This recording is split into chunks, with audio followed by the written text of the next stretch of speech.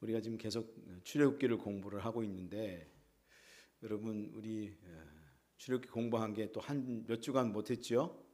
예, 뭐 유임식도 있었고 또 성탄절도 있었고 또 1월 1일에는 또 예배를 안 드렸고 이러다 보니까 한동안 우리가 출애굽기를 공부를 못했어요. 그러다 보니까 아마 다 까먹었을 것 같아요. 예, 그래서 다시 한번 확인하겠습니다. 10가지 재앙이 뭐죠? 기억나십니까? 물에서 피의 재앙, 그 다음에 개구리가 이파리에 앉아서 악독 우매하게 흑장사하더라. 첫 번째 뭐죠? 물이 변하여 피가 되는 재앙. 그 다음에 개구리, 이, 파리, 그 다음에 악질, 독종, 그 다음에 우박, 메뚜기, 흑암, 장자. 그렇게 10가지 재앙이 있었다. 10가지 재앙을 하나님께서 내리셨다. 그렇게 말씀드렸죠. 근데 하나님께서 그 모든 것들을 통해서 그 애굽 백성을 다루시는데, 그래서 회개하기를 원하셔서 그들을 다루시는데 그 다루시는 방법이 처음에는 어떤 거라 그랬습니까? 물도 그렇고 개구리 이 파리도 그렇고 불편함, 그러니까 우리에게 불편함을 주셔서 하나님 앞에 나오게 하는 그런 걸 허락하신다 말씀드렸잖아요. 불편함 다음에 뭐였습니까? 재산상의 손해를 하나님 주시는 거죠. 재산상의 손해를 주시는 겁니다. 그 다음에 그래도 말을 안 들으면 하나님께서 뭘 그 사람들에게 가져다 주셨습니까? 육체적인 질병, 육체적인 질병을 통해서 하나님께서 그를 다루시고요. 그 다음에가 뭐였죠? 마음을 다스리는 거예요. 마음이라고 하는 걸 하나님께서 다루시고, 그래도 말을 안 들으면 오늘 출애굽기 10장 21절에서 11장 10절까지 말씀에 기록된 것처럼 영적인 죽음과 그리고 어둠과 죽음을 통해서 하나님 앞으로 나아가게 하시는 그런 일을 허락하시는 거다. 그래서 오늘은 출애굽기 10장 21절에서 11장 10절까지의 말씀을 통해서 우리 어둠이 뭔가 그 실체를 우리가 함께 오늘 말씀을 통해서 공부해 봤으면 좋겠고, 또 하나님은 죽음이라고 하는 걸 통해서 하나님 경고를 하시는데, 결국 그 죽음이라고 하는 걸 통해서 경고를 주시는 것도 결국 하나님 앞에 회개하고 돌아오게 하기 위한 하나님의 섭리가 거기에 담겨져 있는 거다. 그래서 오늘 특별히 출애굽기 10장 21절에서 11장 10절까지의 말씀은 바로 그런 부분을 다루고자 합니다. 그래서 오늘 출애굽기 10장 21절에서 11장 10절의 제목은 영적인 어둠과 죽음을 통해서 하나님 앞으로 나아가게 하신다라고 하는 것이 제목이다, 이렇게 말할 수 있는 거죠. 하나님은 우리를 변화시키기를 원하세요. 변화시키기를 원하시고 또 정말로 구원하시기를 원하세요. 하나님께서 우리에게 이런 10가지 재앙들을 우리에게도 내리실 때가 있거든요. 그러면 내리시는 목적이 우리를 괴롭히고자 하는 게 아니라는 거예요. 괴롭히는 게 목적이 아니고 하나님의 목적은 우리를 변화시키는 게 목적이고 구원하게 하는데 목적이 담겨져 있는 거다. 그래서 지혜로운 사람은 항상 하나님께서 그런 것들을 허락하실 때마다 속히 깨닫고 그리고 하나님 앞으로 나오는 그런 사람들이 되어져야 하는 거죠. 우리 찬송 중에 그런 찬송 있잖아요. 빈손 들고 앞에 가 십자가를 붙드네. 빈손 들고 앞에 가서 십자가를 붙드는 사람 진짜 여러분 머리가 진짜 나쁜 사람인 거예요. 총 들어, 손 들어 그러면 손 딱 들고 총 쏘기 전에 나와야 되는 거거든요. 근데 총 맞은 것처럼, 그런 노래 있잖아요. 총 맞은 것처럼 뭐 이런 노래 있잖아요. 총 맞고 오면 안 되는 거죠. 하나님 앞에 얻어 터지고 나오면 안 되는 거잖아요. 하나님 앞에 얻어 터지기 전에 손 들어 그러면 빨리 손 들고 빨리 싹싹 빌고 그러면 싹싹 빌고 하나님 앞에 나와서 하나님 앞에 불쌍하게 이렇게 불쌍한 표정 이렇게 지으면서 그러면서 하나님 앞에 불쌍히 여겨달라고 긍휼히 여겨달라고 그걸 요청하고 그리고 하나님 앞에 나오는 게 지혜로운 사람이다라고 하는 거죠.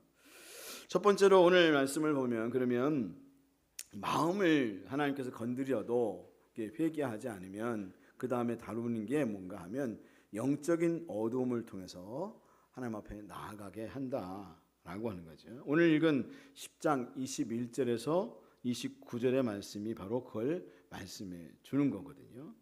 하나님은 애굽 왕과 애굽의 백성들이 마음의 고통에도 불구하고 하나님 앞에 나아가지 않자 하나님은 무엇을 애굽 백성에게 보내주시는가 하면 흑암이라고 하는 걸 보내주십니다. 21절 우리 같이 한번 읽겠습니다. 여호와께서 모세에게 이르시되 하늘을 향하여 내 손을 내밀어 애굽 땅 위에 흑암이 있게 하라. 곧 더듬을 만한 흑암이리라. 하나님께서 애굽 땅 위에 뭘 주셨어요? 뭘 갖다 주셨어요? 흑암을 가져다 주셨어요. 근데 여기 흑암이라고 하는 것은 자연 현상이기도 하지만 실제로 자연 현상이죠. 근데 자연 현상이기도 하지만 사실은 우리에게 영적인 고통을 상징해 주는 그런 의미다라고 하는 겁니다. 하나님은 여러 가지 재앙으로 우리를 다루심에도 불구하고 순종하지 않으면 종국적으로는 무엇을 건드리시는가 하면 우리의 영적인 부분을 건드리세요. 그래서 로마서 2장 9절 말씀을 보면 악을 행하는 각 사람의 영에는 환난과 곤고가 있으리니 그렇게 말씀을 하거든요. 각 사람의 영, 악을 행하는 각 사람의 영에 환난과 곤고가 있다 그렇게 말을 하는데 이 각 사람 영의 환난과 곤고는 뭘 말해 주는가 하면 영적인 어두움을 말해줘요. 하나님은 아무렇게나 막 우리 인간을 다루시는 분이 아니세요. 앞에도 이야기한 것처럼 처음에는 하나님께서 평강을 빼앗아 가세요. 평강을 잃게 만드세요. 그러다가 두 번째로는 그 영혼이 파리해져 가게 하세요. 시편 106편 15절 말씀을 보면 그의 영혼이 파리해졌다 그렇게 말을 하거든요.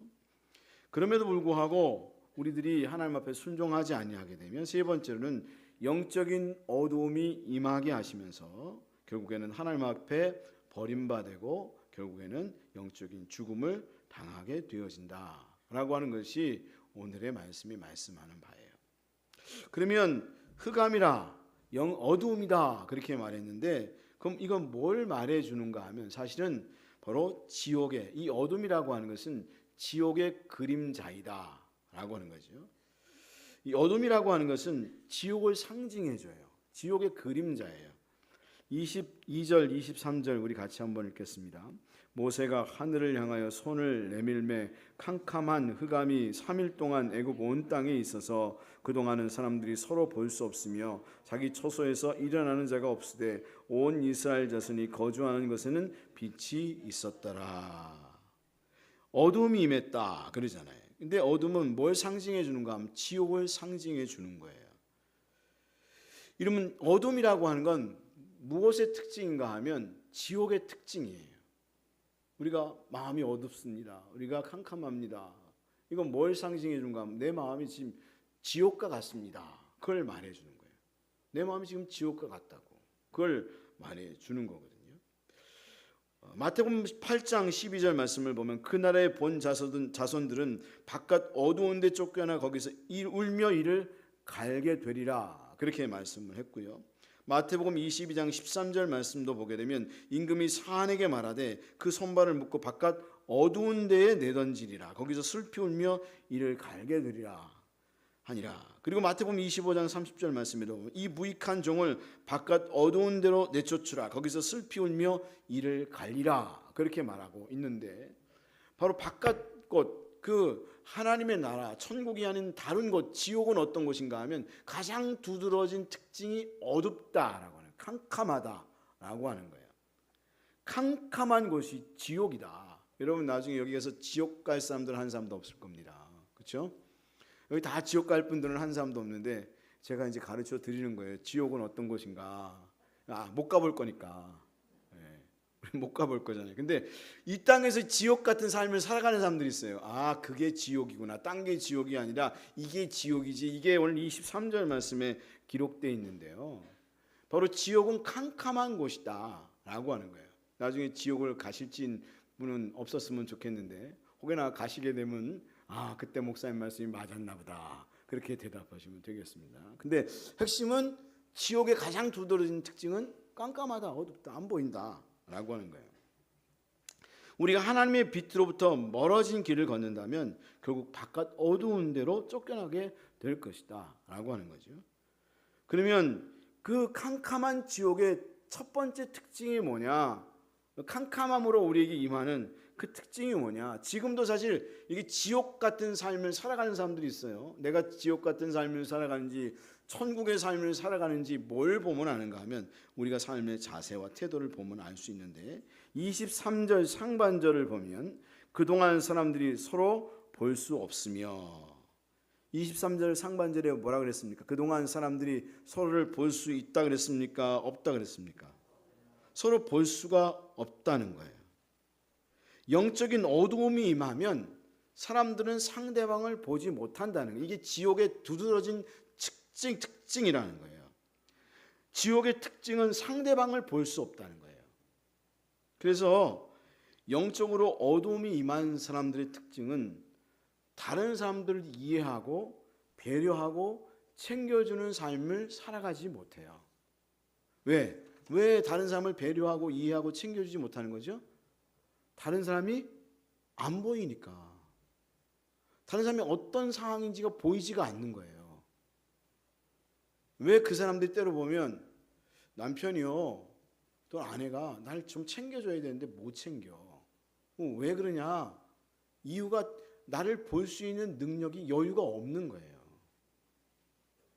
그런 여유가 없는 거예요. 나도 나 챙기기도 어려운 거예요. 지금 나 챙기기도. 남을 챙기는 건 어떤 사람이 남을 챙깁니까? 내가 챙길 수 있는 여유가 있어야 챙기는 거예요. 내가 챙길 수 있는 그 눈이 있어야 되는 거예요. 그게 보여야 하는 거예요. 안 보이니까 못 하는 거예요. 다시 말하면 그런 사람은 자기 자신의 자아에 갇혀서 자아의식에 갇혀서 자신이 남을 전혀 보지 못하는 삶을 살아가게 되는 거죠. 여러분 성경에 보면 누가 그런 삶을 살았는가 하면 야곱이 그런 삶을 살았어요. 야곱이 하나님을 야복 강가에서 만나기 전에는 지옥 같은 삶을 산 거예요. 자기 나름대로 열심히 산다고 생각했는데 사실 지옥 같은 삶을 산 거예요. 왜? 자기에 갇혀가지고 남이 보이지 않는 거지. 남이 아픈지 힘든지 남이 뭐 어떤지 지금 아이들이 조금만 더 걸으면 죽을지 안 죽을지도 모르는 거예요. 나만 생각하는 거죠. 그게 바로 지옥 같은 삶을 살아가는 것이다. 오늘 말씀에도 보면 그러잖아요. 그동안 사람들이 서로 볼 수 없으며 못 보는 거예요. 상대방이 보이지 않는 거예요. 나중에 아마 지옥 가시면 알겠지만 지옥에서는 상대방이 보이지 않아요. 나밖에 모르는 거예요.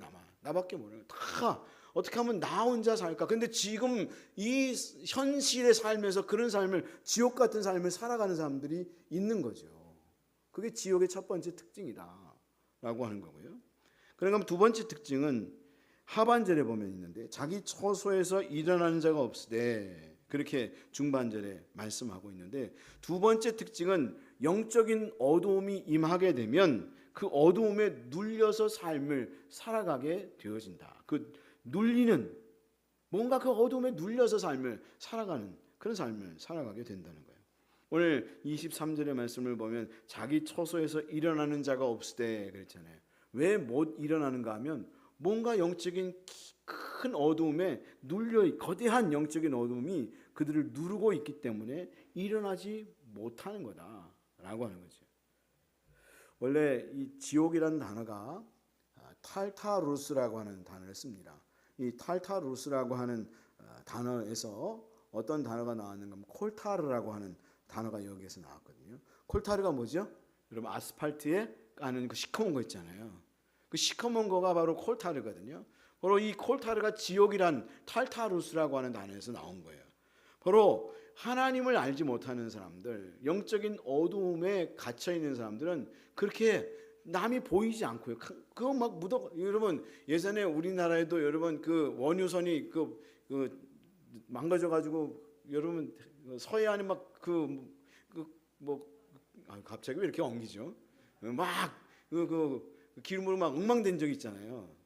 저 그때 저기 그 서해안에 그 봉사하러 간 적 있거든요. 성도들하고 그 해안선 그 닦느라고 하루 종일 그걸 우리 성도들하고 같이 닦았는데 진짜 막 끈적끈적하니 뭐 더럽고 정말 우리나라 사람 진짜 대단해요. 그걸 다 닦았다는 거 아니에요. 우리나라 사람들이 정말 우리 한국 사람들은 대단한 사람들이에요. 근데 어쨌든 바로 이 탈타르스, 콜타르라고 하는 것이 지옥이라고 하는 것에서 왔는데, 바로 이 지옥을 경험하는 사람들은 그렇기 때문에 남이 안 보이고요. 그게 막 거기에 끈적끈적한 게 눌려 있어가지고 막 눌러서 도대체 움직이지 못하는 그런 삶을 살아가게 되는 거죠. 그래서 실제로 보면 영적으로 눌려 있는 사람들은요, 굉장히 힘들어해요. 정신적으로 영적으로 눌려 있는 분들은 굉장히 고통해요. 근데 우리가 신앙생활을 하지만 신앙생활하면서 그런 경험을 하는 사람들이 있을 수 있다는 거예요. 하나님께서 우리의 빛을 빼앗아 가시고 때로는 우리에게 어두움을 가져다 주실 때가 있거든요. 왜 어두움을 가져다 주시느냐? 바로 그런 경험을 통해서 나 이 자리에 있으면 안 되겠지. 하나님 앞으로 돌아가야 되겠지. 하나님께서 원하시는 삶을 살아야 되겠지. 그런 마음을 가지고 때로 하나님께서 우리를 슬쩍 이렇게 누르실 때가 있어요. 그런 영적인 어둠을 던져주시기도 하고, 그리고 그런 것들, 그런 누름을 하나님께서 우리를 딱 짓누르실 때가 있는데, 그런 경험을 하면 내가 지금 하나님께서 원하시지 않는 삶의 모습을 갖고 그런 자리에 있구나. 하나님 앞으로 나아가고 빛의 자리로 나아갈 수 있는 그런 사람이 되어야 하겠구나 라고 하는 마음을 가지고 바로 하나님 앞으로 나아갈 수 있는 그런 사람들이 되어져야 하는 거죠. 오늘 말씀을 보면 이 애굽 사람들은 깊은 어두움 속에서 지금 지내고 있지만, 오히려 반대로 이스라엘 자손이 거주하는 곳은 무엇이 있다 그랬습니까? 23절 하반절에 이스라엘 자손들이 거주하는 곳에는 무엇이 있었다고요? 빛이 있었더라. 그러니까 우리가 어두움을 경험하게 되면 어디로 가야 되는 거예요? 하나님 앞으로 나가야 되는 거예요. 이 이스라엘 백성들이 지금 어두움의 자리로부터 그 빛의 자리로 나가려면 어디로 가야 되는가 하면 이스라엘 백성들이 거주하는 곳으로 가면 되는 거예요. 그래서 우리는 그런 어둠이 임하게 되면 빛이신 예수 그리스도 앞으로 나아가고, 그리고 그 빛을 비추임을 당하는 그런 사람들이 되어져야 하는 거죠. 여러분, 누가 빛이십니까? 예수 그리스도가 빛이십니다. 요한일서 1장 9절의 말씀을 읽게 되면 참빛 곧 세상에 와서 각 사람에게 비추는 빛이 있었나니, 할렐루야. 그러니까 우리는 그런 우리가 어둠이 임하게 되면, 그리고 때로는 하나님께서 우리를 그렇게 누르시는 경험을 하게 되면 내가 지금 하나님께서 원하시지 않는 자리에 있는 거구나. 난 빛으로 나가야겠구나. 예수 그리스도 앞으로 나가야겠구나. 그런 마음을 가지고 하나님 앞으로 나아갈 수 있는 믿음의 성도들이 되어져야 하는 거죠. 근데 여기 말씀을 보면 흑암이 있었는데, 흑암이 며칠 동안 있었다 그랬어요. 22절 말씀에 모세가 하늘을 향하여 손을 내밀매 캄캄한 흑암이 3일 동안 애굽 온 땅에 있어서, 그렇게 말씀을 하고 있는데, 이 3일 동안 캄캄한 흑암이 있었다라고 하는 것은 이 3일이라는 단어가 완전수잖아요. 완전하게 그들이 진짜 엄청난 어두움을 경험하는 그런 시간을 갖게 된 것이다 라는 사실을 말해줘요. 근데 그런 의미도 담고 있지만 또한 바로 그 어두움을 누가 담당하셨는가? 예수 그리스도께서 담당하신 거죠. 바로 예수님께서 십자가에 달려 죽으시고 부활하실 때까지 며칠 동안 여러분 무덤에 있었습니까? 3일 동안 무덤에 있었습니다. 오늘 3일 동안 흑암이 있었던 것처럼 예수님께서도 3일 동안 무덤에 있었습니다. 이건 뭘 상징해 주는가 하면 바로 우리가 당할 그 엄청난 어두움과 고통과 그 지옥의 경험을 주님께서 친히 담당하셨다라고 하는 것을 말해주고 있는 거예요. 그래서 베드로전서 3장 19절 말씀을 보면 그가 또한 영으로 가서 옥에 있는 영들에게 선포하시니라, 그렇게 말씀을 했는데, 예수님께서 십자가에 달려 죽으시고 그분이 어디로 가셨는가 하면 옥에 있는 영들에게 선포하시니라, 그렇게 말씀했는데, 바로 이 옥이 지옥이에요. 지옥에 가셔서 바로 하나님을 알지 못하는 사람, 하나님의 이름, 예수 그리스도의 이름을 듣지 못하는 사람들에게 가서 바로 복음을 증거하시는 그런 은혜를 허락하셨다. 여러분, 때로 그런 이야기들을 할 때가 있잖아요. 여러분, 그러면 예수님 오시기 전에 그 사람들은 어떻게 해요? 그 사람들은 예수님에 대한 이야기를 못 들어봤는데 그럼 억울하지 않겠어요? 그래서 예수님께서 십자가에 달려 죽으셔서 지옥에 가셔서 바로 예수 그리스도가 생명이고 구원이다 라고 하는 것을 가르쳐 주셨다. 근데 지금은 그럴 필요가 없어요. 왜? 우리는 이미 다 예수님을 접하고 들어볼 수 있는 기회가 있었으니까. 하나님은 공평하신 하나님이거든요. 그래서 그렇게 하나님이 예수 그리스도를 3일 동안 완전히 흑암을 경험하고 그리고 지옥에 가셔서 그가 친히 그 경험을, 고통을 경험하게 하시고 그들에게 예수 그리스도가 복음임을, 구원자임을 선언하게 하시는 그런 은혜를 허락해 주신 거죠. 그래서 하나님은 우리에게 빛을 비춰주시는 분이거든요. 그래서 우리가 예수님을 믿게 된 이유가 바로 거기 있는 거예요. 고린도후서 6장 4절 말씀을 보면 어두운 데에 빛이 빛이라 말씀하셨던 그 하나님께서 예수 그리스도의 얼굴에 있는 하나님의 영광을 아는 빛을 우리 마음에 비추셨느니라. 할렐루야. 여러분, 우리는 예수 그리스도의 얼굴에 있는 그 빛을, 영광의 빛을 우리에게 비춰주심을 통해서 우리가 하나님을 알게 됐고 구원받게 됐고 하나님 은혜의 삶을 살아가는 삶을 살아가게 되었다. 그러니까 우리는 이제는 그런 삶을 살아서는 안 된다. 오늘 지옥의 특징이 오늘 뭐라고 했어요? 서로를 볼 수 없다 그랬잖아요. 상대방이 안 보이는 거예요. 상대방을 배려하지 못하는 거예요. 우리가 이제 예수를 믿고 예수를 경험하는 사람들이 되었다면 이제는 다른 사람을 볼 수 있는 눈이 열려져야 하는 거예요. 다른 사람이 이런 아픔 속에 있구나. 이 사람이 이런 것들이 필요하구나. 내가 공급해 줄 수 있는 그런 사람이 되어야 하지라고 하는 그런 마음을 가져야 한다는 거죠. 그리고 참으로 그 지옥의 특징 두 번째는 뭐라 했습니까? 자기의 처소에서 일어나는 자가 없다라고 하는 것처럼 그 거대한 영적인 어두움에 눌리게 되는 특징을 갖고 있는데 그런 것으로부터 자유하려면 하나님 빛 대신 예수 그리스도 앞으로 나올 수 있는 사람이 되어져야 한다라는 걸 말해주는 거죠. 근데 이 세상의 사람들은 오늘 바로를 포함해서 애굽 백성들뿐만 아니라 수많은 사람들이 그 사실을 받아들이지 않는다는 거죠. 받아들이지 않으므로 여전히 지옥과 같은 삶을 살아가는 거죠. 죽어서 지옥 가는 것뿐만 아니라 그들은 죽어서 분명히 지옥 갈 거예요. 근데 죽어서 지옥 갈 것뿐만 아니라 이 땅에서도 지옥의 예행 연습을 하면서 삶을 살아가고 있는 거예요. 우리는 그럴 필요가 없는 거죠. 여러분, 우리는 하나님 나라의 백성 맞죠? 하나님 나라의 백성이 맞다면 우리는 그렇게 하나님 나라의 백성과 같은 그 특징을 가지고 삶을 살아갈 수 있는 믿음의 사람이 되어야 하는 거죠. 그리고 두 번째로는 무엇을 통하여 하나님 앞에 나아가게 하는가 하면 죽음을 경고함을 통해서 하나님 앞에 나아가게 해요. 그게 11장 1절부터 10절까지의 말씀인데요. 하나님은 절대로 우리를 그냥 한순간 죽이시지 않으세요. 한순간 우리를 지옥에 가게 하지 않으세요. 끊임없이 하나님 우리에게 경고를 하세요. 너 그렇게 하다간 큰일 나. 너 그렇게 하다간 사고나. 너 그렇게 하다간 지옥 가. 그게 일종의 하인리 법칙이라고 이야기하잖아요. 어떤 대형 사고가 나면 300번 정도의 작은 사고가 났다가 나중에 대형 사고가 난다. 근데 하나님은 우리의 일상적인 삶에도 끊임없이 그 사인을 주세요. 사인을. 너 그러다가 큰일 나. 너 그러다가 죽는 거야. 너 그러다 지옥 가. 그걸 하나님이 사인을 주시는데 오늘 하나님께서는 이 죽음이라고 하는 걸 통해서 하나님 앞에 나오게 하시는 그런 은혜를 허락해 주신다라고 하는 거죠. 하나님은 당신의 역사를 절대로 그치는 분이 아니십니다. 하나님은 반드시 당신의 자녀를 구원하실 때까지 일하시는 분이십니다. 1절 말씀에 보면 같이 읽습니다. 여호와께서 모세에게 이르시기를 내가 이제 한 가지 재앙을 바로와 애굽에 내린 후에야 그가 너희를 여기에서 내보내리라. 그가 너희를 내보내실 때는 여기서 반드시 다 내쫓아 내리니. 여기 말씀을 보면 이제 한 가지 재앙을 바로와 애굽에 내린 후에야 그렇게 말씀을 하고 있는데 이 이제라는 단어는 계속해서라는 뜻을 갖고 있어요. 하나님은 끊임없이 일하시는 분이라는 거예요. 계속해서 당신의 뜻을 이룰 때까지 쉬지 아니하시는 분이시다.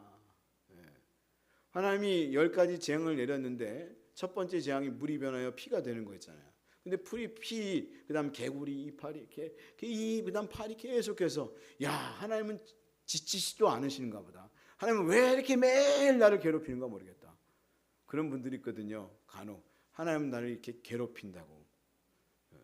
하나님은 끊임없이 괴롭힌다고. 근데 하나님은 쉬지 아니하시는 분이세요. 왜 그렇게 하시는 거죠? 우리가 누구에게로 돌아가게 하기 위해서 하나님께로 돌아가게 하기 위해서 하나님 끊임없이 그 일을 이루시는 분이다. 하나님은 어느 정도냐면요, 하나님의 그 마음을 알아야 돼요. 하나님은 우리 육체를 죽이시면서까지도 구원받기를 원하시는 분이세요. 예수님이 그렇게 말했잖아요. 팔 하나를 자르고 다리 하나를 자르고 천국 가는 게 낫다. 하나님 그만큼 우리가 지옥에 가기를 원치 아니하는 분이세요.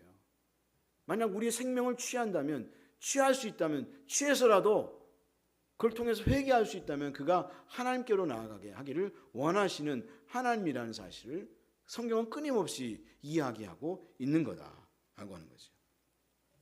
하나님은 당신의 뜻을 이룰 때까지 쉬지 아니하시는 분이십니다. 여러분, 그 믿음을 가질 수 있는 그런 믿음의 성도들이 될 수 있기를 원합니다. 그리고 하나님은 당신의 백성들이 수고한 것에 대한 대가를 지불하시는 분이시다라는 사실을 또한 말씀해 주는데, 11장 2절부터 3절까지 말씀 같이 읽습니다. 백성에게 말하여 사람들에게 각기 이웃들에게 은금 패물을 구하게 하라 하시더니 여호와께서 그 백성으로 애굽 사람의 은혜를 받게 하셨고, 또 그 사람 모세는 애굽 땅에 있는 바로의 신하와 백성의 눈에 아주 위대하게 보였더라. 오늘 말씀을 읽게 되면 하나님은 그들이 수고한 것에 대한 대가를 지불하시는 분이심을 분명히 말씀하고 있어요. 이 말씀은 출애굽기 3장 21절에 이미 말씀하신 건데요, 하나님은 너가 그 애굽에서 고통하고 그리고 그 종으로서 수고했는데 그것에 대하여 분명히 값을 지불하시는 하나님이시다라는 것을 말해주고 있는 거죠. 우리는 그것에 대한 소망을 가지고 삶을 살아갈 수 있는 믿음의 성도들이 되어야 하겠고, 때로 우리가 그런 마음이 들잖아요. 내가 이 땅에 살면서 참으로 주님 믿느라고 참으로 먹을 것도 제대로 못 먹고, 그리고 남들이 참 조금만 죄 지으면 큰 돈 벌 걸 난 정직하고자 하는 마음을 가지고 그렇게 못했는데 억울하다. 여러분, 그런 마음이 혹여나 드는 분 있으면 하나님께서 분명히 그 모든 것들을 하나님 나라에서 상급으로 여러분 보답해 주실 것입니다. 그런 믿음을 가질 수 있는 분들이 되셨으면 좋겠어요. 오늘 성경에서도 보면 그런 우리가 참으로 지옥뿐만 아니라 지옥은 어떤 것이고 또 우리가 그 지옥을 경험하지 않기 위해서 어떤 삶을 살아야 되는가, 그런 삶을 살 때에 하나님은 분명히 어떻게 우리에게 보상해 주시는가라고 하는 부분에 대해서 분명히 말씀하고 있거든요. 그래서 우리는 참으로 하나님께 대한 소망을 가지고 이 땅에서 삶을 살아갈 수 있는 믿음의 사람들이 되어야 하는데, 세 번째로 우리가 근데 알아야 될 것이 있어요. 그게 뭐냐면 죄가 있는 가운데 하나님이 임하시면 안 된다. 그래서 왜 끊임없이 우리가 회개하라고 이야기하는가? 죄 가운데 있을 때 하나님의 임하심은 저주요 불행이기 때문이다 라고 하는 거죠. 오늘 4절 말씀 같이 읽겠습니다. 모세가 바로에게 이르되 여호와께서 이와 같이 말씀하시기를 밤중에 내가 애굽 가운데로 들어가리니. 그렇게 하나님께서 이제 밤중에 애굽 가운데로 들어간다는 거예요. 근데 들어가게 되면 어떤 결과를 갖게 되는 거예요? 5절 이하의 말씀을 보면 애굽 땅에 있는 모든 처음 난 것은 왕위에 앉아있는 바로의 장자로부터 맷돌 뒤에 있는 몸종의 장자와 모든 가축의 처음 난 것까지 죽으리니 애굽 온 땅에 전무후무한 큰 부르짖음이 있으리라. 그렇게 말씀을 하고 있는데, 죽음, 이 죄가 있는 가운데 하나님이 임하시게 되면 그것은 축복이 아니라 저주가 된다는 거예요. 왜냐하면 왜 여러분 하나님의 죄가 있는 가운데 하나님의 임하심이 저주고 불행일까요? 왜 그런가 하면 죄가 있는 가운데 하나님이 임하시면 인간은 죽게 되어 있기 때문인 거예요. 죄가 있는데 하나님이 임하시면 죽는 거예요, 마땅히. 그래서 오늘 말씀이 그걸 말씀이잖아요. 내가 이제 애굽 땅으로 들어간다. 들어가면 어떤 결과가 나오는 거예요? 다 죽는 거예요. 애굽의 첫 장자들이 다 죽어버리는 거예요. 그래서 하나님께서 여러분 성경 말씀을 보면 다 이게 연관되어 있는데, 아담과 하와를 에덴 동산에 내쫓으신 것, 우리가 성경 말씀을 보면 에덴 동산에 그냥 살게 내버려 두지 왜 내쫓느냐고 여러분 그런 생각이 들 수 있잖아요. 아니에요? 그런가 하면 에덴 동산에 들어가지 못하도록 그 칼을 천사들이 다 꽂아놨어요. 거기 못 들어가게 불 화염검을 꽂아놨어요. 왜 못 들어가게 하신 거죠? 내쫓고 못 들어오게 하신 이유는 그들이 그 죄를 가지고 에덴 동산에 있게 되면 결국 죽어버리니까. 그리고 그 죄를 가지고 에덴 동산에 들어가 버리면 죽음을 경험하게 되기 때문에 하나님께서는 그들이 죽지 않게 하시기 위해서 에덴 동산에서 내쫓은 것이다. 그러니까 그것조차도 하나님의 국률하심이 있는 거예요. 우리를 불쌍히 여기심이 거기에 담겨져 있는 거예요. 하나님 우리를 사랑하셔서 사실 우리에게 임하시지 않는 거예요. 여러분, 우리가 하나님 앞에 기도하잖아요. 하나님 우리에게 임재하여 주십시오. 하나님 우리에게 임재하여 주십시오. 우리 교회 가운데 임재하여 주십시오. 끊임없이 여러분 하나님 앞에 기도하잖아요. 근데 하나님이 임재하지 않거든요. 아유, 하나님 너무하는 거 아니에요? 누구는 그렇게 하나님 그냥 정말 얄미울 때 있어요. 저도 목사지만 이게 임재 기도하다 보면 어느 권사님은요, 딱 쓰자마자 그냥 벌러덩 자빠지고 막 환상도 보고 뭐 난리를 치는데 막 저는 뭐 오랜 동안 서 있어도 그냥 쌩쌩하고. 왜 그럴까요? 하나님이 임재하기를 바라면 여러분 우리가 하나님 앞에서 깨끗하고 순결해야 돼요. 하나님 앞에 깨끗하고 순결한 사람에게는 하나님의 임재가 강력하게 임해요. 그리고 아주 빨리 임해요. 그래서 보통 어떤 분들이 하나님 임재가 좀 적으냐면, 잘 안 임하냐면 남자들, 죄 많이 진 사람들, 이런 사람들은 하나님의 임재가 안 임해요. 왜? 임재가 임하면 그게 오히려 저주가 되어버리기 때문에. 그래서 하나님이 뭘 하게 하시는가 하면 그 전에 하나님 앞에 회개하게 하세요. 거룩하고 순결해야, 깨끗해야 하나님을 만날 수 있으니까. 하나님을 만날 수 있는 가장 중요한 조건이 두 가지입니다. 히브리서에서도 말씀했는데, 첫 번째는 마태복음에도 나오는데 그게 뭔가 하면 정결함이에요. 정결해야 하나님을 만날 수 있어요. 마음이 깨끗한 자는 복이 있나니 저가 하나님을 볼 것이며, 그렇잖아요. 그리고 두 번째로 하나님을 만나는 데 있어서 두 번째 중요한 조건이 뭔가 하면 화평함이에요. 누구와 화평해야 되는가 하면 사람들과 화평해야 돼요. 두 가지 조건이 굉장히 중요해요. 오늘 이스라엘 백성들은, 오늘 애굽의 사람들은 하나님 앞에 죄악을 가지고 있음으로 해서 그 하나님이 애굽 백성에게 들어가는 것이 그들에게 저주요 그리고 고통이 되었다. 모든 사람들이 죽게 되었다. 그리고 그 죽음에는 예외가 없다. 왜? 모든 사람은 다 죽기 때문에. 5절 말씀 우리 같이 읽습니다. 애굽 땅에 있는 모든 처음 난 것은 왕위에 앉아있는 바로의 장자로부터 맷돌 뒤에 있는 몸종의 장자와 모든 가축의 처음 난 것까지 죽으리니. 여기는 예외가 없다는 거예요. 모든 처음 난 자는 바로의 장자로부터 시작해서 맷돌 뒤에 있는 몸종의 종의 장자도, 아니 가축의 처음 난 것도 다 죽는다. 이 얘기는 뭐냐면 죽음에는 예외가 없다. 모든 자는 죄를 가지고 다 죽을 수밖에 없는 거다. 그럼 왜 여러분 모든 사람이 다 죽는데 여러분 장자만 죽겠어요? 여기 말씀을 보면 장자만 죽게 한 이유가 뭡니까? 장자가 아니고 모든 사람이 다 죽으면 그냥 나라가 다 끝장나 버리는 거잖아요. 그렇게 돼서는 안 되니까 처음 난 장자를 죽게 하심을 통해서, 이게 대표성이거든요. 대표성. 처음 난 놈이 죽음을 통해서 모든 사람은 다 죽는 거다라고 하는 것을 상징적으로 우리에게 가르쳐 주고 있는 거거든요. 그래서 죄를 갖고 있는 사람은 예외가 없이 모든 사람은 다 죽고 지옥에 갈 수밖에 없다라는 사실을 말해 주는 거죠. 하지만 예수 그리스도 안에 있는 사람은 다 구원받고 평안하다. 따라합시다. 예수 그리스도 안에 있는 사람은 모두 다 구원받고 평안하다. 그게 7절 말씀에 기록되어 있는 말씀이에요. 7절 말씀 같이 읽습니다. 그러나 이스라엘 자손에게는 사람이나 짐승이나 개 한 마리도 그 혀를 움직이지 아니하리니 여호와께서 애굽 사람과 이스라엘 사이를 구별하는 줄을 너희가 알리라 하셨나니. 여기 말씀을 보면 사람뿐만 아니라 모두요, 개 한 마리도 그 혀를 움직이지 않는다.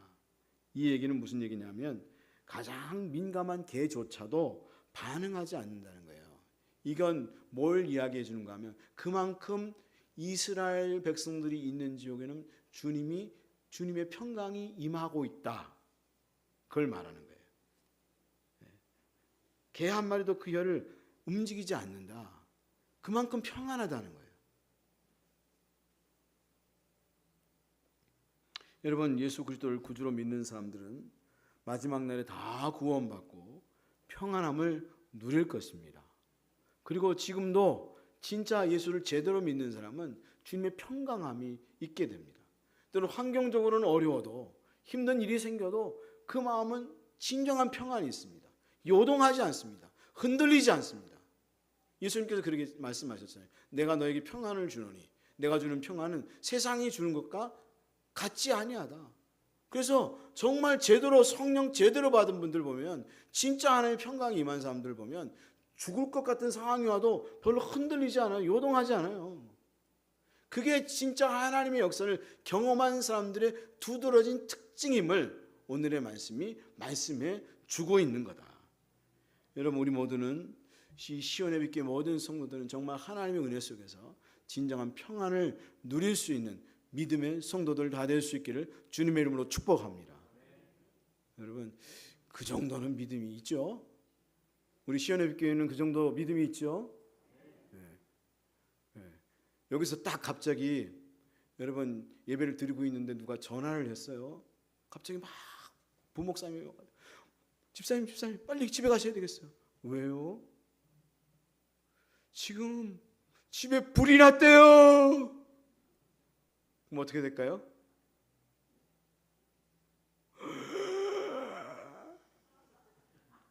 불이요! 집사님, 지금 당신 부인이 약을 먹고 병원으로 실려갔대요. 약을 먹고.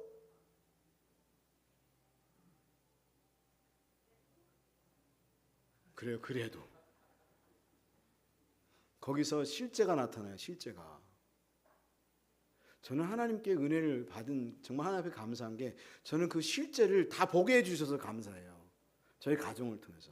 저희 어머님이 2번 약을 드셨다 그랬잖아요. 그래서 위생병원에 실려간 적이 2번씩이나 위세척을 하셨어요. 근데 저희 아버님이 그때 교회에서 기도하고 계셨어요.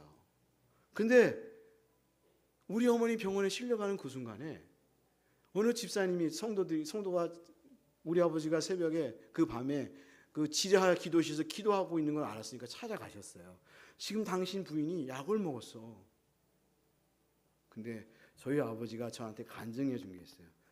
내가 마음이 너무 평안하더라.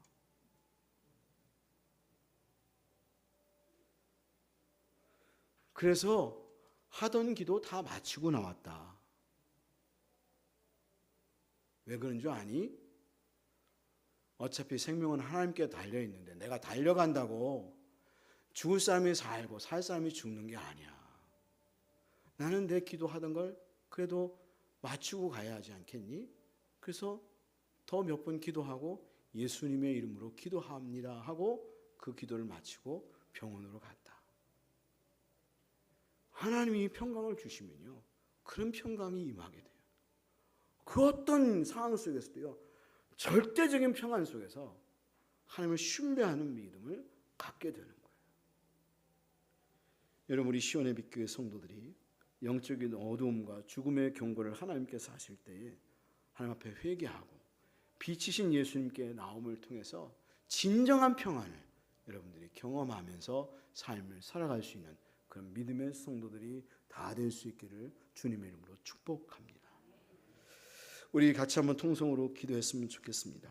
혹여나 여러분 영적인 어둠이 임한 적이 있으십니까? 왜 그랬습니까? 하나님 분명히 말씀하거든요. 너 그거 처리하고 해결해라. 네가 빛된 자리로 나와라. 하나님 앞에 혹여나 요즘 그런 분들이 있습니까? 하나님, 제가 빛의 자리로 나아가겠습니다. 그 모든 것들을 하나님 앞에 회개하고 처리하고 빛의 자리로 나아가겠습니다. 그리고 하나님의 임재를 경험하기를 원합니다. 하나님, 그런 은혜를 허락하여 주십시오. 역사하여 주십시오.